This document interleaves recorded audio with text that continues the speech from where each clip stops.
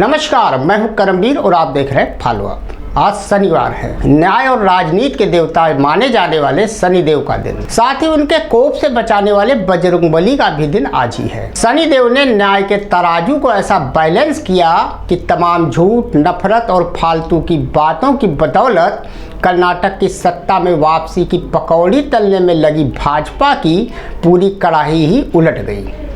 तो वहीं अपने बूते पर यूपी के सीएम योगी ने निकाय चुनाव में अपना लोहा मनवा दिया। राम की नगरी अयोध्या वाले राज्य उत्तर प्रदेश से लेकर दक्षिण की अयोध्या कहे जाने वाले कर्नाटक चुनाव परिणामों ने देश की सियासत के तमाम पात्रों की दशा और दिशा को आगामी 5 राज्यों के चुनाव समेत 2024 के आम चुनावों के लिए तय कर दिया है। उत्तर की अयोध्या वाले उत्तर प्रदेश के निकाय चुनाव में जहां एक तरफ 17 की 17 नगर निगमों और अधिकतर नगर पालिकाओं, नगर पंचायतों में अपने दम पर भगवा फहराकर सीएम योगी वन मैन आर्मी बनकर ही नहीं उभरे, बल्कि केंद्र की सियासत में पीएम मोदी के विकल्प के तौर पर भी अब उनकी दावेदारी को कोई नकार नहीं पाएगा। वहीं दूसरी तरफ दक्षिण का द्वार और बजरंगबली का धाम माने जाने वाले कर्नाटक चुनाव में कांग्रेस ने जिस तरह से पीएम मोदी के जादुई लालटेन और अमित शाह के ध्रुवीकरण, हिंदू मुसलमान वाले बयानों को उठाकर समुंदर में फेंक दिया है,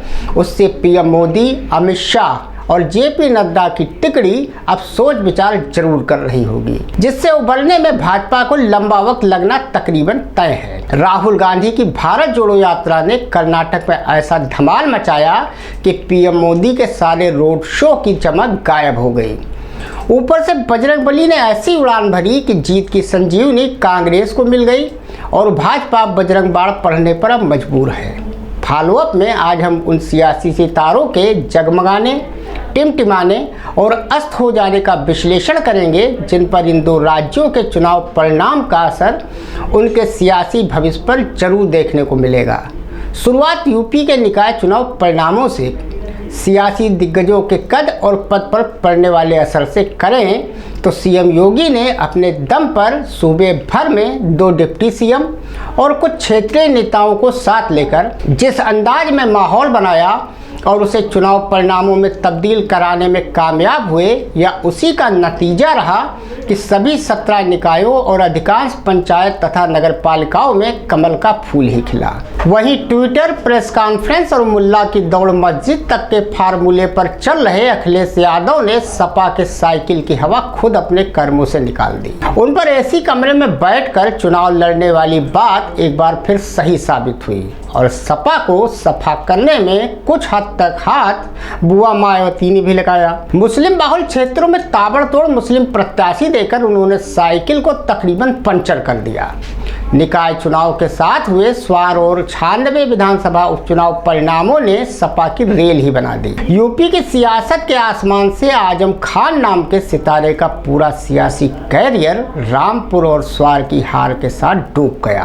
आजम शायद ही अब फिर सियासत में उतना सक्रिय हो सके। इसी के साथ ही कर्नाटक की हार के ठीक बाद केंद्र सरकार की हरी झंडी के बाद भारतीय कुश्ती महासंघ के निवर्तमान अध्यक्ष सांसद बृजभूषण शरण सिंह समेत उनके सभी पदाधिकारियों को भारतीय ओलंपिक महासंघ ने तत्काल प्रभाव से पैदल करते हुए उनसे सारा हिसाब किताब और राशन पानी वापस लेने का फरमान भी जारी कर दिया है। हालांकि इसका अनुमान पहले से लगाया जा रहा था कि अगर भाजपा कर्नाटक चुनाव हारती है तो इसकी गाज बृजभूषण शरण सिंह और महाराष्ट्र के शिंदे फडणवीस के अब अनचाही बन चुकी सरकार पर गिरना तय है। आने वाले कुछ ही दिनों में महाराष्ट्र सरकार पीएम मोदी के साइक्लोन की जद में बहने ही वाला है। अब चलते हैं दक्षिण के प्रवेश द्वार कर्नाटक विधानसभा चुनाव परिणाम की ओर। 40 दिन तक के धुआंधार प्रचार, उल जुलूल, बेतुके और नफरती बयानों के चुनावों ने पीएम मोदी और वहां की बसवराज बोम्बई सरकार को उखाड़कर 5 साल के लिए रद्दी की टोकरी में फेंक दिया है। कर्नाटक की जनता ने पीएम मोदी की गालियों की लिस्ट, बजरंग दल को जबरदस्ती बजरंगबली बनाने, हिजाब, जहरीला सांप, नालायक बेटा, टीपू सुल्तान, हिंदू मुस्लिम से लेकर आजकल मोदी के आंखों के तारे बने कांग्रेस से आयातित असम के मुख्यमंत्री हेमंत बिस्वा शर्मा तक के बेतुकी बातों को चुनाव परिणामों में तब्दील कर उन्हें ही दहाई के अंक के साथ सौंप दिया। वहीं स्वयंभू चाणक्य के मुस्लिम आरक्षण खत्म करने, common civil uniform code bill और हमेशा दंगा फसाद की ही बात करने वाले सूरमा भोपाली गृह मंत्री अमित शाह के सारे ज्ञान को उल्टा लटका दिया। मुस्लिम आरक्षण वाले बयान पर तो सुप्रीम कोर्ट ने भी चाणक्य को फटकार तक लगाई। सफेद झूठ के महारथी पीएम मोदी भले ही देश भर में भ्रष्टाचार और मन की बात बताते घूमते हों, लेकिन कर्नाटक की जनता ने उनके 100वें एपिसोड को कर्नाटक में झूठ साबित कर दिया। वोकल फॉर लोकल का पीएम का नारा जनता ने कर्नाटक में उन्हीं पर आजमा दिया और वो वापस दिल्ली लौट गए। लिंगायत और येदियुरप्पा की बैतरणी के सहारे भाजपा भले ही कर्नाटक का इतिहास बदलने के लिए बड़े बड़े दावे कर रही थी, लेकिन वह ताश के पत्तों की तरह धराशायी हो गया। बजरंगबली को खामखा सियासत में उतारने और उनके नाम पर वोट देने के पीएम मोदी के अपील का असर ये हुआ कि जनता के वोटों की गदा भाजपा पर चौतरफा पड़ी। इसी तरह हिंदू मुसलमान कर चुनाव को अपनी ओर मोड़ने में माहिर भाजपा टीपू सुल्तान को गद्दार साबित करने में ही लगी रही और ओल्ड मैसूरू ने कमल को कीचड़ में ही धंसा दिया। कर्नाटक चुनाव परिणाम ने भी यूपी की सियासत की तरह ही कई सियासी सितारों की रोशनी का हिसाब किताब भी कर दिया। कर्नाटक में सिर्फ भाजपा ही नहीं हारी है। कर्नाटक के जरिए दक्षिण भारत के अन्य राज्यों आंध्र प्रदेश, तेलंगाना, केरल, तमिलनाडु में राष्ट्रवाद और हिंदुत्व की फसल लहलहाने की ताक में बैठे आरएसएस संघ के सपनों की लुटिया भी अब डूब चुकी है। संघ के बीएल संतोष और दत्तात्रेय होश बोले अपने गृह प्रदेश कर्नाटक तक को ही नहीं बचा पाए। ऐसे में देश में लोकसभा सीटों के हिसाब से 7वें नंबर वाले कर्नाटक से भाजपा को 2024 में क्या और कितना बचा खुचा मिलता है, ये देखने वाली बात होगी।